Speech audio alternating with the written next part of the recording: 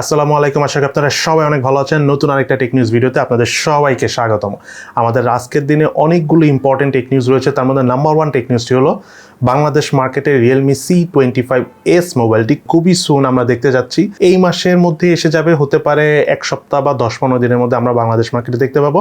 এবং এই মোবাইলটাতে কনফিগারেশন হিসাবে থাকবে, যদি আমি Realme C25 এর সাথে কম্পেয়ার করি, C25 এ ছিল MediaTek Helio G70 processor, but C25s এ থাকবে হলো মিডিয়াটেক G85 প্রসেসর।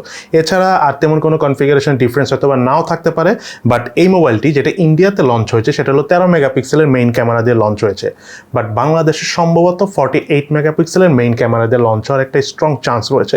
শুধু তাই নয়, বাংলাদেশ থেকে রিয়েলমির এই ফোনটাকে বলা হচ্ছে যে অনেক স্ট্রং একটা ফোন হবে। আমি ভাবতেছি যদি স্ট্রং ফোনই হয় তাহলে আমি ফোনটা খুব স্ট্রংলি টেস্ট করবো এবার, মানে লাগে একদম খুব টাইটলি ভেঙে চুরে দেখার একটা প্ল্যান আছে আমার। সো ইনশাল্লাহ এই মোবাইলটি যদি বাংলাদেশ মার্কেটে এই মাসে আসে বা সামনে যখনই আসুক না কেন, আমরা চেষ্টা করবো আপনাদের কাছে এই ফোনটার একদম ইন ডিটেলস বিস্তারিত রিভিউ নিয়ে আসার। এবং সত্যি কথা, যদি তারা বলে যে এটা স্ট্রং ফোন, তাহলে আমরা অবশ্যই এটা খুলে দেখবো এবং লাগে ভেঙে দেখবো, আপনাদের জন্য তুলে ধরার চেষ্টা করবো আসলে এই মোবাইল কোম্পানিগুলো কি শক্তিশালী কিছু নিয়ে আসে কিনা। এবং আজকের দিনের সেকেন্ড যে টেক নিউজটি হলো সেটা হলো ইন্ডিয়ান মার্কেটে Poco M3 Pro লঞ্চ হয়ে গিয়েছে। আমি এর আগেও কথা বলেছি মোবাইলটির ব্যাপারে, সেটা হলো মিডিয়াটেক ডায়মেনসিটি 700U প্রসেসর দিয়ে এসেছে। বাট এই ফোনটি দুটো ভেরিয়েন্টে এসেছে ইন্ডিয়াতে, একটা হলো 4GB RAM 64GB স্টোরেজ, একটা হলো 6GB RAM 128GB storage. But 4GB RAM 64GB স্টোরেজটা প্রাইস সম্ভবত ইন্ডিয়ায় 13 বা 14,000 রুপি, আর 6GB 128GBটার প্রাইস হলো 16,000 রুপির মতো। সো বাংলাদেশ মার্কেটে যদি ফোনটা আসে, অফিসিয়ালি আসলে তো খুবই ভালো, যদি আনঅফিসিয়ালিও আসে তাও এটার প্রাইস 17,000 টাকা থেকে 20-22,000 টাকার মধ্যে হবে, অর্থাৎ বিভিন্ন ভেরিয়েন্টের বিভিন্ন দাম হবে।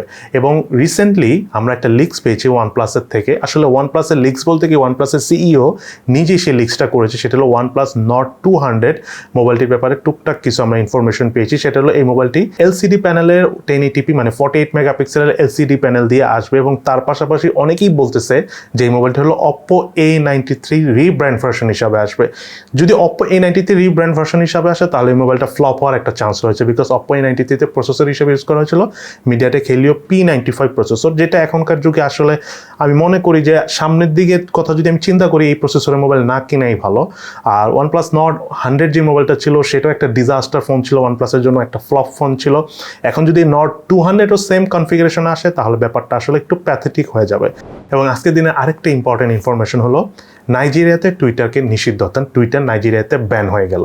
তার অন্যতম প্রধান কারণ হলো, কয়েকদিন আগে আপনারা হয়তো বা জানেন, বিভিন্ন নিউজে এসেছে যে নাইজেরিয়ার প্রেসিডেন্ট টুইটে একটা পোস্ট করেছিল, টুইট করেছিল, যেটা অনেক কন্ট্রোভার্সিয়াল ছিল, যেটার কারণে অনেক প্রবলেম হয়েছে। এবং তার পাশাপাশি কিন্তু অনেক মানুষ এটা নিয়ে অনেক বিক্ষোভ করেছে। অবশেষে সে টুইটটা ডিলিট করে দিয়েছিল।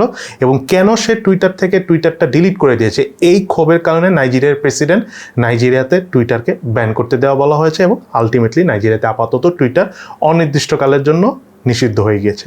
এবং সর্বশেষ যে নিউজটি আমি আপনাদেরকে দিতে যাচ্ছি, এটা হতে পারে গুড নিউজ অনেকের জন্য, আবার অনেকের জন্য এটা ব্যাড নিউজ হতে পারে। সেটা হলো বাংলাদেশ মার্কেটে টিকটক, লাইকি এবং বিগো তিনটাই অ্যাপসই সম্ভবত ব্যান হতে যাচ্ছে এবং নিষিদ্ধ হওয়ার একটা স্ট্রং পসিবিলিটিস রয়েছে, বিকজ এই তিনটার ব্যাপারে হাইকোর্টে রিট করা হয়েছে। সো আমি আসলে লয়ের ব্যাপারগুলো অনেক ডিটেলস বুঝি না, এটা একটু লং প্রসিডার, একটু সময় লাগবে।